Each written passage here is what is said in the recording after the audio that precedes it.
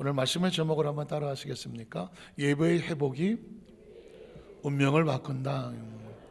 예배의 회복이 운명을 바꾼다. 이런 제목으로 말씀을 나누기 원합니다. 우리 지난주에 두 명의 유대 왕을 생각해 보았습니다. 기억나십니까? 때로 이 질문은 잔인하죠. 한 주간 동안에 얼마나 많은 일이 있었는데, 지난주 설교 제목도 기억이 안 나는데 왕은 또 무슨 생각이냐고 또 제가 그래서 혹시 잊어버릴까 봐 예배를 무너뜨리고 성전을 무너뜨리고 이스라엘 나라를 무너뜨렸던 왕 생각만 해도 씁쓸한데, 그 왕의 이름이 뭐예요? 아하스 왕 아닙니까? 씁쓸한데. 근데 제가 최근에 방송을 보니까 이 소리를 또 방울뱀 소리라고 하더만. 그래서 뭔가가 이런 소리가 나오면 또 방울뱀 소리라고 하는데, 엄마가 애들한테 이게 무슨 소리다? 방울뱀 소리나 뭐 그런 표현을 쓰는 걸 봤습니다. 어쨌든 아하스 왕은 좀 씁쓸했어요. 왜 그랬을까요? 예배를 무너뜨리고, 안타깝지만 성전이 무너지고, 그러면 뭐가 무너집니까? 나라가 무너집니다. 그런데 반대로 그 무너뜨린 나라를 회복하기 위해서 예배를 먼저 회복을 시키고 성전을 회복시켰던 또 다른 왕이 있었습니다. 왕의 이름은 기억하십니까? 자, 혹시 또 잊어버리실 분이어서, 제 여동생 친구가 하나 있는데 걔 이름이 희숙이에요. 걔 이름이 뭐라고요? 희숙이야. 걔 이름 뭐지? 희숙이야. 그래서 가만히 보니까 그 희숙이야가 우리나라 사람인가 봐요. 그래서 잊어버리지 마시라고. 무슨 왕? 희숙이야. 또 어디 가서 희숙이래 이러지 마시고, 희숙이야. 희스기야 왕은 아하스 왕을 보니까 이게 나라를 무너뜨리고 성전을 무너뜨리고 예배가 무너지니까 그냥 통째로 나라가 날아가, 하나님의 얼굴을 돌리니까 나라가 날아가. 그래서 희스기야 왕은 어떻게 했느냐, 어떻게든지 그 나라를 살려야 되겠다. 그러기 위해서 제일 먼저 한 게 예배를 회복하고 성전을 회복하고 그 백성을 하나님께로 돌아오게 하는 겁니다.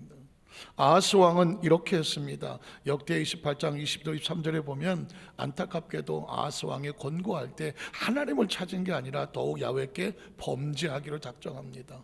자기를 친 다메섹 신들에게 제사하여 이르되, 아람 왕들의 신들이 그들을 도왔으니 나도 그 신에게, 하나님이 아닙니다, 다른 우상신에게 제사하여 그가 나를 돕게 하리라 하였지만, 안타깝지만 우상신은 절대로 하나님 백성을 돕지 않습니다. 아하스와 온 이스라엘을 어떻게 만들었더라? 망하게 만들었습니다. 그 다음 절에 보면, 14절에 보면 아하스가 하나님 전에 기구들을 다 모아다가 하나님의 전에 기구들을 부숴버렸습니다. 야훼 전에 문들을 닫아버리고 예루살렘 구성마다 제단을 쌓았는데, 이 제단은 예배의 제단이 아니라 우상을 섬기는 제단이었고, 그리고 유다 각 성읍에 산당을 세웠다. 우상신을 예배하는 산당을 세웠고, 다른 신에게 분향하였고, 그의 조상들이 하나님 야훼를 뭐하게 만들었습니까? 진노하게 했습니다. 그러니까 저절로 쓴데 소리가 나. 이건 뭐 자기가 스스로 멸망의 길로 가는 길입니다. 그렇지만 히스기야는 어떻게 했을까요? 29장 17절 19절에 보면, 첫째 달 초하루에 성결하게 하기 시작합니다. 지나간 모든 더러운 것들을 씻어내고 스스로 하나님 앞에 올바로 서는 것을 성결이라고 말합니다. 그달 초파리 야훼 낭실에 기도실에 이르고 8일 동안 야훼전을 또 씻어내고 묵어서 문을 닫았던 거, 그거 다 깨끗하게 청소하고 새롭게 하여 예배할 수 있는 성전을 만들고, 첫째 달 16일에 이르러 그것을 마쳤고, 안으로 들어가서 히스기야 왕을 보고 이르되, 우리가 야훼 온 전과 번제단과 그 모든 그릇들과 떡을 진설하는 상과 그 모든 그릇들을 어떻게 했다? 성전을 새롭게 수리하는 겁니다. 그리고 19절에 보니까 아하스 왕이 왕위에 있어서 범죄할 때 버렸던 모든 그릇들 우리가 정돈하고 성결하게 하여서 하나님의 제단 앞에 차곡차곡 다 새롭게 세워놓았다는 겁니다. 그 삶의 모습을 통하여 이제 히스기야는 어떻게든지 하나님 앞에 예배를 회복함으로 인하여 이스라엘 백성들의 운명을 바꾸려고 하는 것입니다. 우리는 첫 번째로 예배가 회복되어지는 모습을 한번, 축복의 모습을 한번 찾아보겠습니다. 도대체 히스기야는 그 예배와 성전을 어떻게 회복하였을까? 20절에 보니까 이스기야왕이 일찍 일어나서 성읍의 귀인들을 모아 어디로 올라갑니까? 하나님의 전에 올라갑니다. 일찍 일어났다는 얘기는 뭘까요? 마음이 급한 거예요. 서두르고 부지런한 거예요. 어디로 올라갑니까? 하나님의 전에 올라갑니다. 그 전에 무너졌던 거, 쓰러졌던 거, 아스 왕 때 다 찌그러졌던 거, 그거 다시 새롭게 해서 온전히 하니 하나님과의 회복이 필요하거든.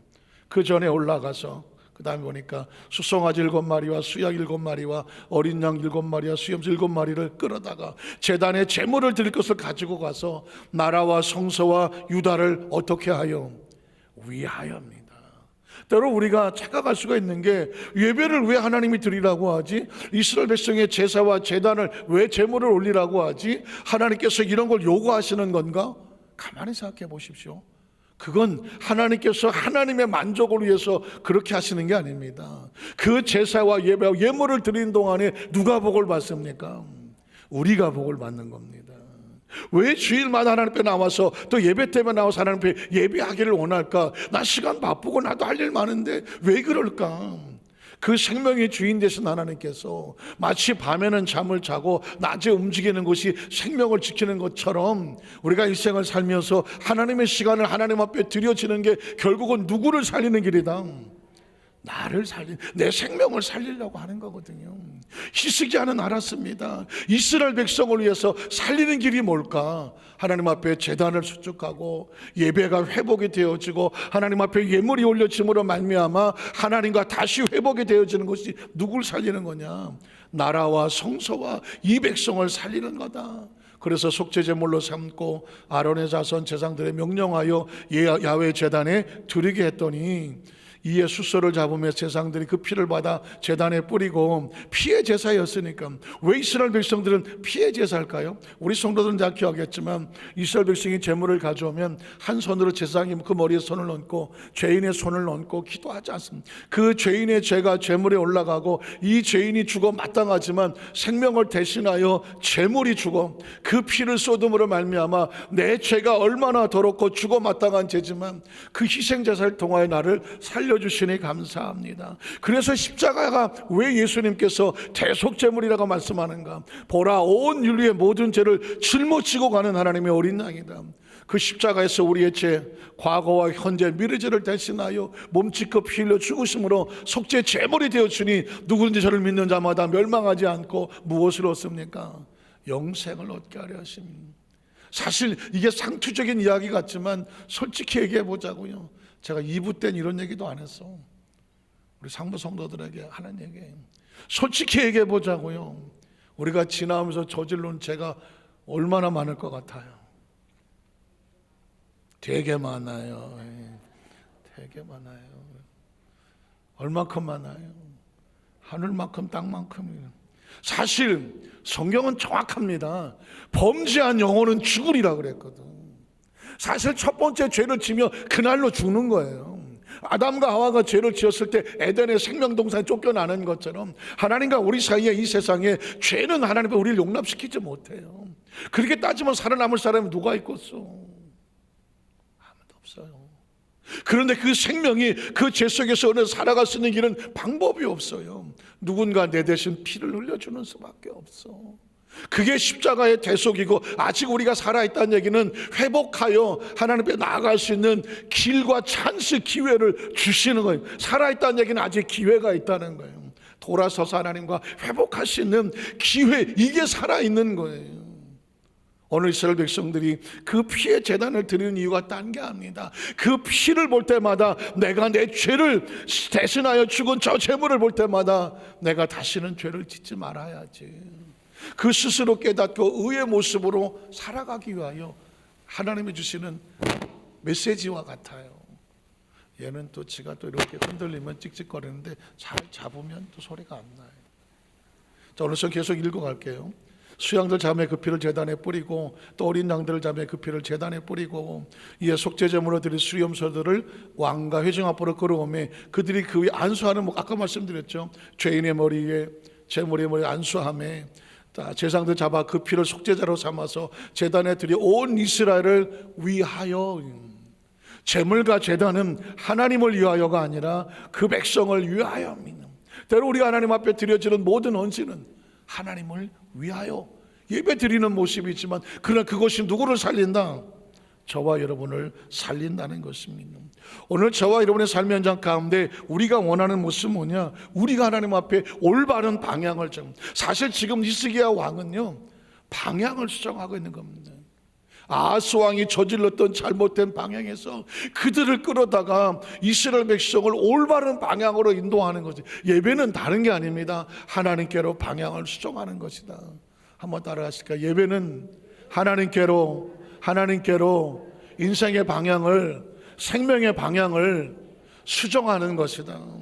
늘 예배의 방향으로 잘 가시는 분은 그 방향을 붙잡고 가야 되는 거고요. 혹시라도 지난주에 방향이 헷갈려 갖고 여기저기 왔다 갔다 하신 분들은 다시 하나님 앞에 나와서 십자가 앞에 우리가 회개하고 그 방향을 수정하여, 하나님 내가 다시 이 길로 가겠습니다, 우리의 신앙의 고백이 드려지는 것, 이게 예배인 겁니다. 저는 10월 말이나 11월 초 단풍이 그냥 우리 대한민국에 가득할 때 기억나는 두 명의 구역장이, 하필이면 또 구역장이야. 그래서 제가 한번 몇 번 말씀드렸지만 1년에 한 번은 제가 이 얘기 하려고 해요. 단풍 치료래요. 한 구역장은요, 옛날 르망이라는 차가 나왔을 때 그 남편 집사님이 구역장님에게 교회 다니는데 열심히 전도하고 쓰라고 르망을 한 대 사줬어요. 그때 부인에게 차 이렇게 91년 2년도니까 사실 부인들에게 차 사줄 여건들이 쉽지 않았죠. 그래서 이제 그 구역장이 차를 타서, 내가 하나님 차를 주시면 전도를 열심히 해서 내가 이 차를 태워서 교회까지 잘 인도하겠습니다 해놓고, 막상 차를 사고 나니까 자랑하고 싶어.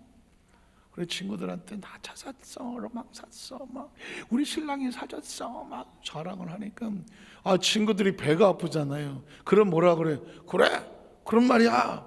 그 차 타고 한번 저 내장산에 단풍 구경 한번 가자. 덜커덕 걸려들었어. 까짓거 못 갈 것도 없지. 내가 가자. 우린 일요일밖에 시간 없어. 안 믿는 애들은. 그래서 그래.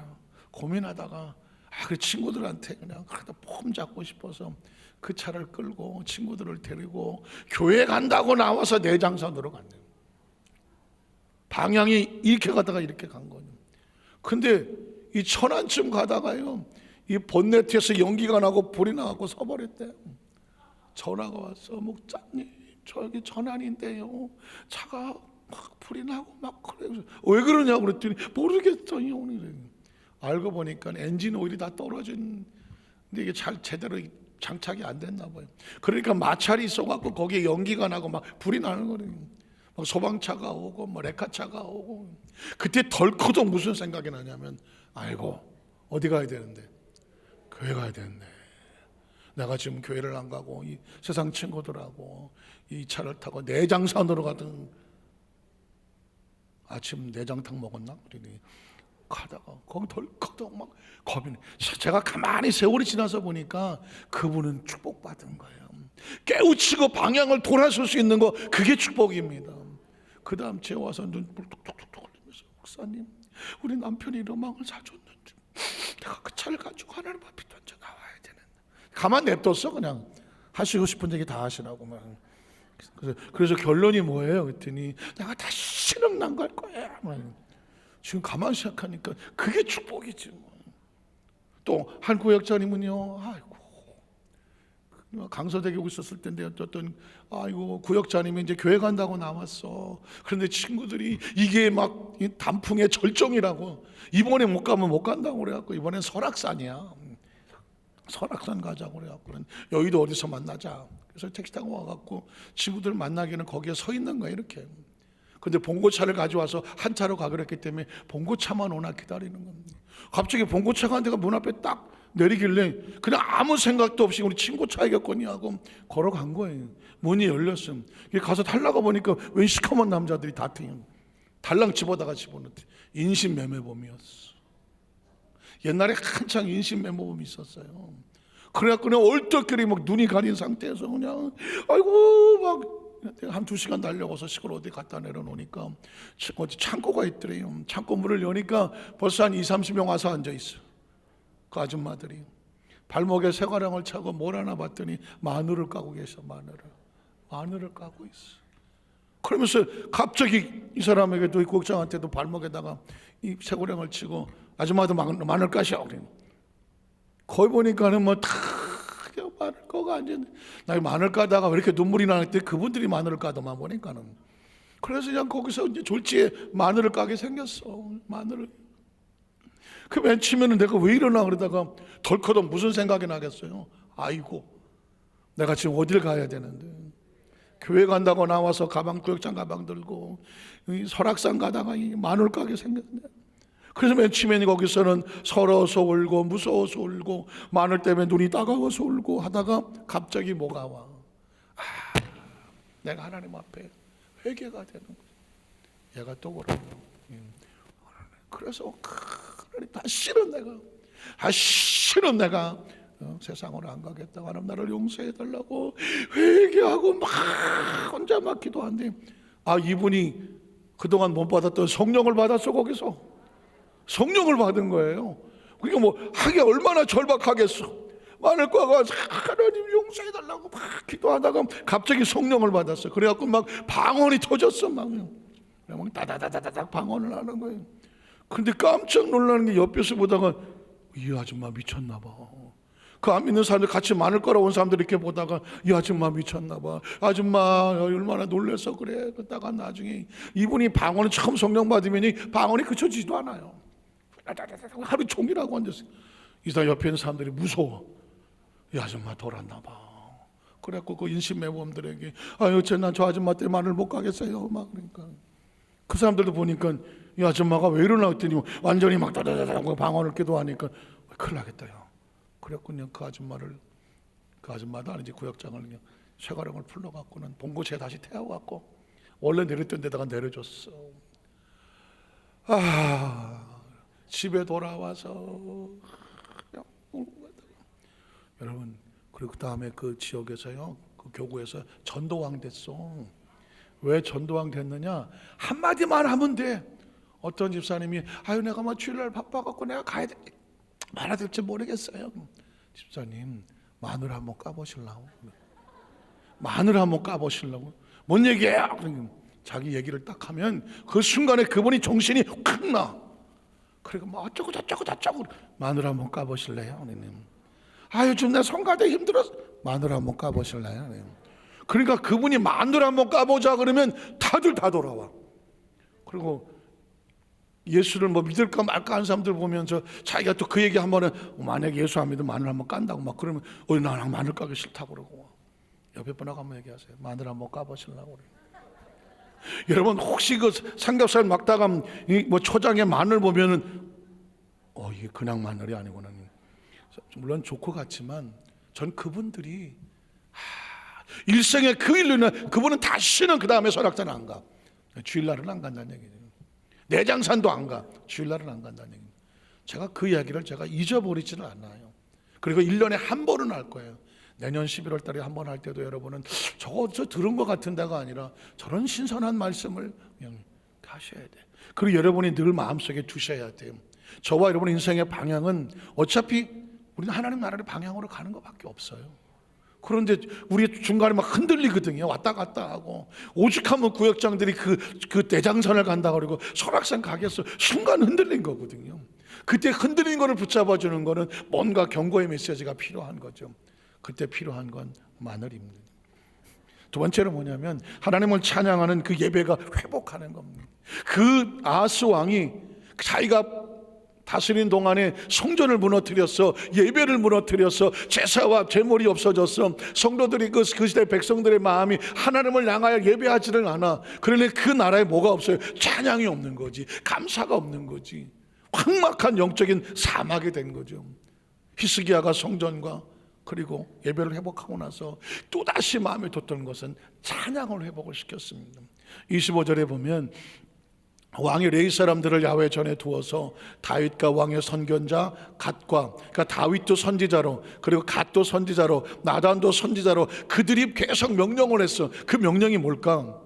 재금과 비파와 수금 할 수 있는 모든 악기들을 다 동원하여 이는 야훼께서 그의 선대를 이렇게 명하셨더라. 그 악기를 통하여 뭘 해라. 그 다음 절에 보면 레위 사람은 다윗의 악기를 잡고 제사장은 나팔을 잡고 섬에 뭐 하더라. 히스기야가 명령하여 번제로 제단을 예배가 시작할 때에 예배를 드리기 시작한 동시에 뭐가 울렸을까요? 하나님의 말씀시로 노래하고 나팔을 불며 이스라엘 왕 다윗의 악기를 울리고 그 다음에 온 회중이 뭐예요? 경배하고 찬양하고 노래하고 춤을 추면서 나팔 부는 자들은 나팔을 불었고 번제를 마치기까지 어떻게 하더라? 그들이 기쁨으로 하나님을 찬양하더라.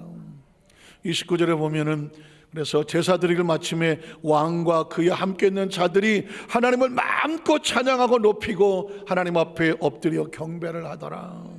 30절에 보니까는 히스기야 왕이 귀인들과 더불어 레위 사람을 명령하여 다윗과 선견자 앞에서 야훼를 찬송하게 하며 어떻게 온 나라에 뭐가 회복이 된 거예요? 기쁨과 즐거움으로 찬송이 회복되고 나라가 이제 하나님 앞에 예배하는 나라가 됐다는 것이죠. 여러분 기억하십시오. 이스라엘 민족이 아하스 왕이 다스렸을 때는 무너지고 쓰러진 나라였는데 히스기야가 다시 예배를 회복시키고 성전을 수정하고 그리고 나서 찬양과 감사의 제물이 회복이 되고 나니까 그 나라가 숨통이 트이고 하나님의 얼굴에 낯이 임하게 되고 다시 사는 역사가 나타났습니다.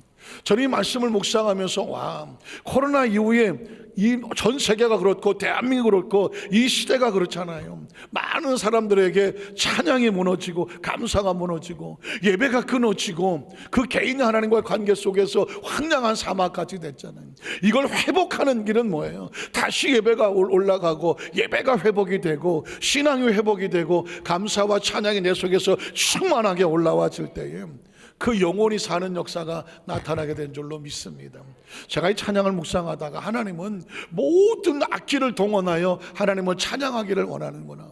하나님은 성가대뿐만 아니라 찬양팀만 아니라 온 성도들이 기쁨으로 하나님을 높이며 찬양하며 경배하는 그 예배를 원하시는구나.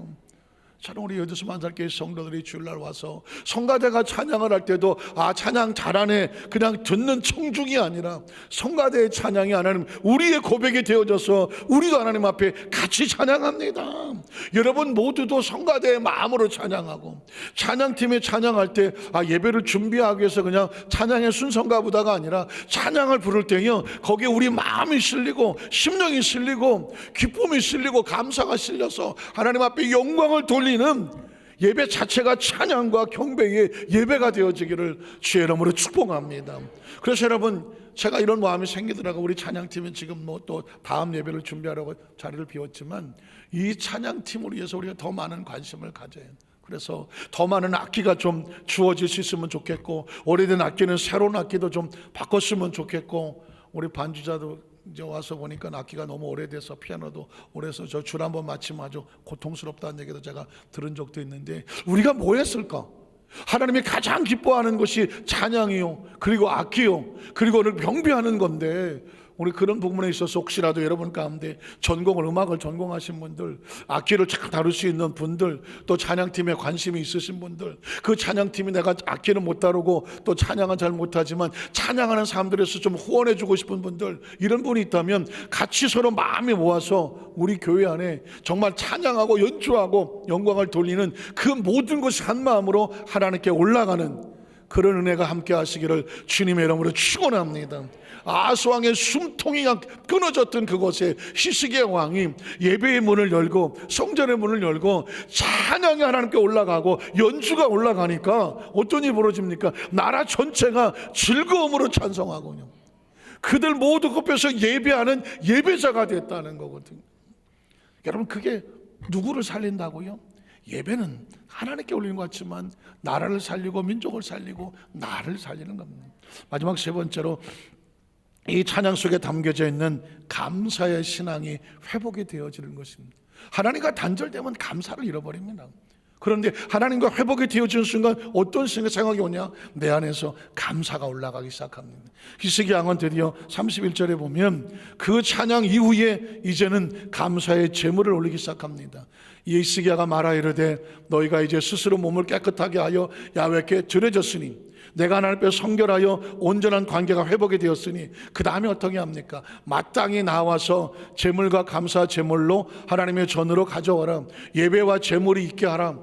회중의 제물과 감사 제물을 가져오되, 여기서 또 충격적인 단어가 하나 나와요. 무릇 마음에 원하는 자는 또한 번제물도 가져오더라. 우리가 하나님께 나와서 뭐 주일헌금도 드리고 뭐 11조도 드리고 예물도 드리지만, 하나님께 명하신 거라고 하지만 성경에 보니까 그 명하신 것 외에 자기 마음에 원하는 사람, 얘는 내가 자꾸 건드리네.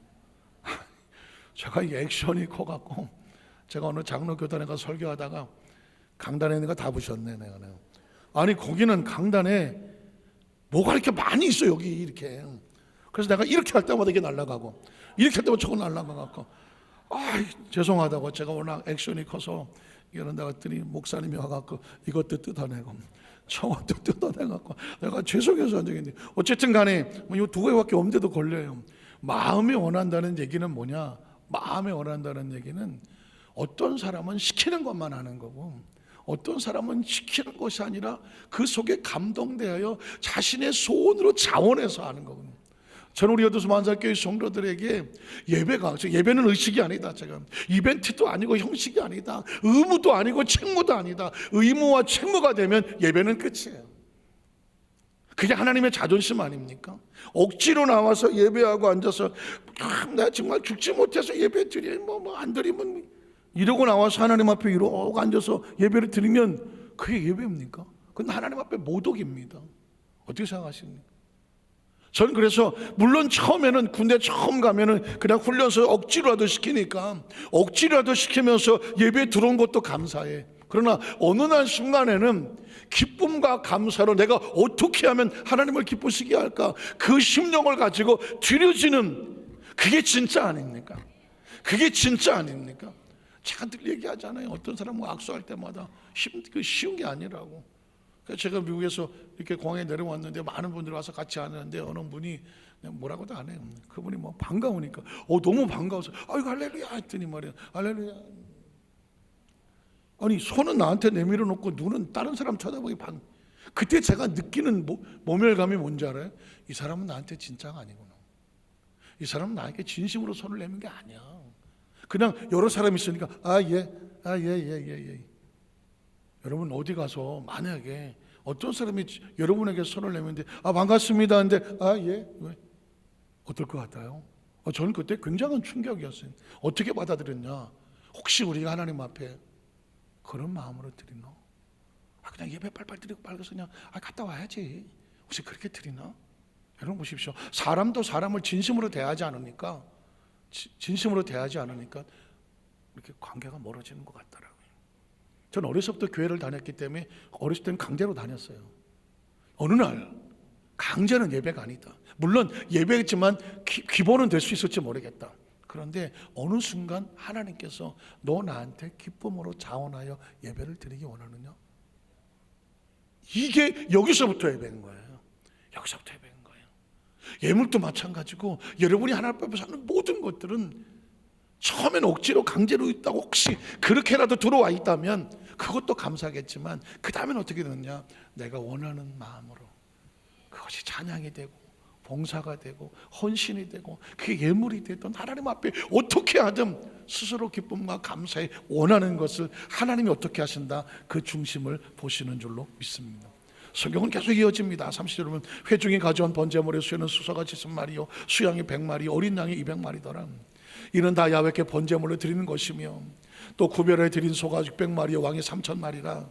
그런데 제사장이 여기서 또 충격을 받습니다. 이스라엘 백성들이 자원하여서 예물을 가져오니까 만약에 숫자대로 당신 100마리, 당신 100마리, 100마리 이렇게 했다고 하면 딱 차서 끝났을 겁니다. 그런데 그 가져온 그 예물이 차고 넘치다가 보니까 누가 부족해? 제사장이 부족해.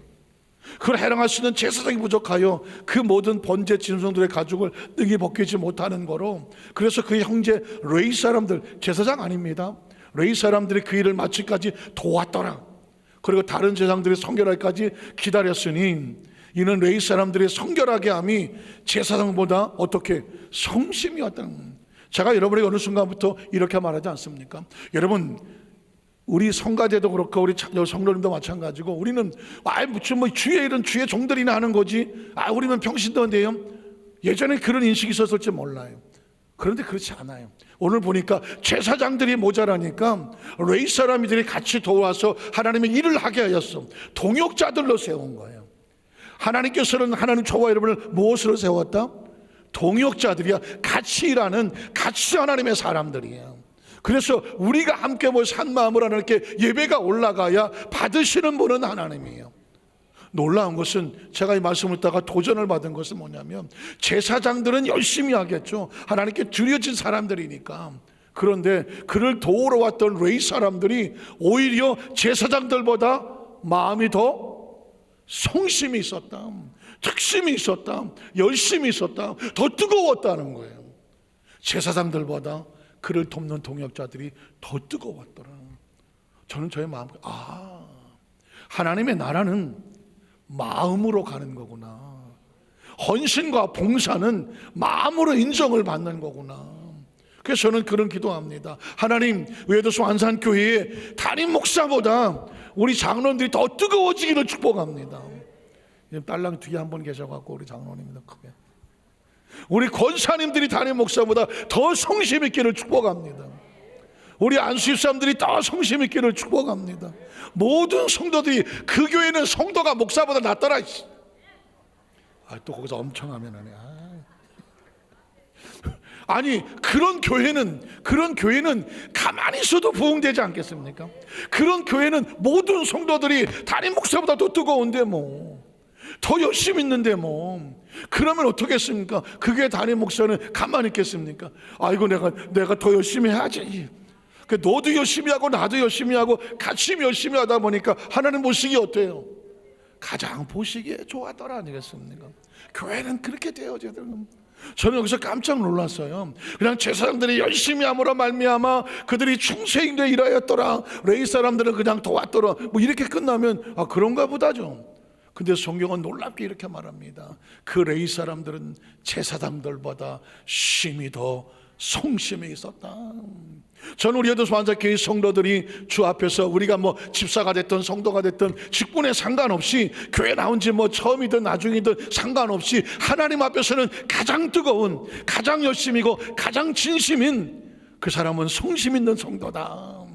하나님께서 그렇게 인정하시는 우리 성도님 되시기를 주님의 이름으로 축복합니다. 그 다음 절을 보니까는 번제와 막제와 기름과 각 번제에 속한 전제들이 많이 가져왔더라. 이와 같이 야훼전에서 섬기는 일이 순서대로 갖추어졌다. 이제는 하나님 앞에 예배하는 모든 조직이 되고, 그리고 모든 순서가 되고 제물이 되고 성전이 회복이 되고 예배가 회복이 되고 사람들의 마음이 뜨거워져서 회복이 되어서 모든 순서가 갖추어졌고, 그 다음 절의 마지막에 보면 이 일이 갑자기 되었습니다. 참, 제가 이 성경 구절을 가만히 보다가 이런 하나님의 숨김이 있었구나. 갑자기 됐다는 얘기는 뭐예요? 히스기야 왕이 너무 급한 거예요. 빨리 이게 하나님 앞에 관계가 회복되지 않으면 그 나라는 그만큼 하나님과의 축복이 늦어져. 그래서 서두르었어요. 그러다가 보니까 하나님께 가져야 될 번제물이라든가 이런 게 모자랄 수밖에 없는데, 이 일이 갑자기 되었지만 하나님께서 백성을 위하여 뭐 해놓으셨더라? 예비를 해놓으셨더라고. 여러분, 우리가 때로 내가 남아서 내가 그냥 여유가 있어서 하나님 앞에 우리의 시간도 드리고 때로 물질도 드리고 예비하면서 우리가 한순하는 것 같지만, 하나님께서 그 마음에 성심이 있으면 그거 일할 수 있는 재물은 누가 준비하시는 거예요? 하나님이 준비하시더라고요. 하나님이 백성을 위해서 예비했다고 말하더라고요. 여러분, 이 은혜가 축복인 거예요. 너 봉사하고 싶으냐? 봉사할 수 있는 시간을 내가 예비해 줄게. 네가 하나님 앞에 이렇게 헌신하고 싶으냐? 그 헌신할 수 있는 것을 내가 예비해 줄게. 그러니까 할 수 있는 능력은 하나님이 주시는 거죠. 할 수 있는 능력은 하나님이 주셔. 너 하나님 일을 하고 싶지? 그래? 그럼 할 수 있는 능력 내가 줄게. 그게 바로 하나님께서 이스라엘 백성들이 급하게 갑자기 됐지만 어디서 재물을 모아? 그 제사들이 그걸 어디서 모아와? 그런데 이미 그 마음을 확인하니까 하나님께서 그들을 위해서 예비하심으로 말미암아 히스기야가 백성과 더불어 모하였더라. 기뻐하였더라. 저는 말씀을 가만히 생각하면서 하나님이 기뻐하고 또 하나님을 기뻐하는 성도가 되었으면 좋겠습니다. 우리 교회 이제 처음 이제 찬송을 이제 예배전 찬송을 부를 때 제가 깨트린 옥합을 할 때 모든 사람들이 자기를 높이고, 사실 여기서 모든 사람은 제자들이에요. 그 상황 속에서 제자들이 예수님께서는 지금 십자가를 앞에 두고 그 길을 가야 하는 주의 마음은 착잡할 텐데, 제자들은 앉아서 야, 예수님 말이야 로마를 물리치고 왕이 되면, 황제가 되면 누가 뭐 총리가 되고 이것 따지고 앉았거든요. 다 자기를 높이고 자기를 자랑할 때 이제 내가 총리 돼야지 이러고 있을 때 마리아는 어떻게 합니까? 옥합을 준비하고 옥합을 드리고 옥합을 깨트리고 마음이요 향기요 감사요 기쁨을 주님 앞에 드리는 그 모습을 보시고 주님께서 뭐라고 합니까? 내가 좋은 일을 했거든. 이 여인은 나의 장사를 위한 거거든요. 근데 제가 처음 이 본문을 보면서 딱 떠오르던 메시지가 하나 있어요. 누가 진짜 제자인가? 누가 진짜 제자인가? 3년 6개월 동안 따라갔던 그 제자들 중에서 가룟유다에 도망을 쳤다고 치더라도 나머지 11명은 마지막 순간까지 누가 높아질 것만 이것만 생각하고 있는 거예요. 그런데 이 여인은 자기가 받은 은혜에 감사하여 옥합을 깨뜨려 예수의 몸에 붓는, 누가 제자란 말입니까? 도전이지 않습니까? 누가 주님의 마음을 이 착잡한 상황 가운데 기쁘게 하고 있단 말입니까? 누가 주님을 위해서 동역을 하고 있단 말입니까? 그건 마리아였었어요. 12제자가 아니라 마리아였다는 것입니다. 말씀을 정리하기 원합니다. 오늘 저와 여러분 예수님이 12제자는 아니에요. 저도 12제자 아닙니다. 그럼에도 불구하고 우리가 이 시대 속에서 앞서거니 뒤서거니 하나님의 거룩한 나라를 위해서 주의 마음을 기쁘게 지게 할 수 있는 것은 뭘까? 예배가 회복이 되어지고, 가정과 사업과 직장 하나님 관계가 질서가 세워지고, 그리고 남들이 어떻게 하든지 간에 나는 하나님께서 원하시는 나의 마음을 드리고, 그래서 어떤 무슨 형식된 것이 아니라 내 마음속에서 자원하는 심령이 뜨거워져서 하나님의 마음속에 들여질 수 있는 이 심령을 소유하고 살아간다는 것은, 먼 훗날 저와 여러분이 이 땅의 삶을 마쳐 하나님 앞에 서게 될 때 그때 그렇게 하기를 참 잘했지, 그런 일들이 많이 있어지시는 우리 여도수 만삭교회 성도 되시기를 주님의 이름으로 축원합니다. 기도하겠습니다. 전능하신 하나님 아버지, 이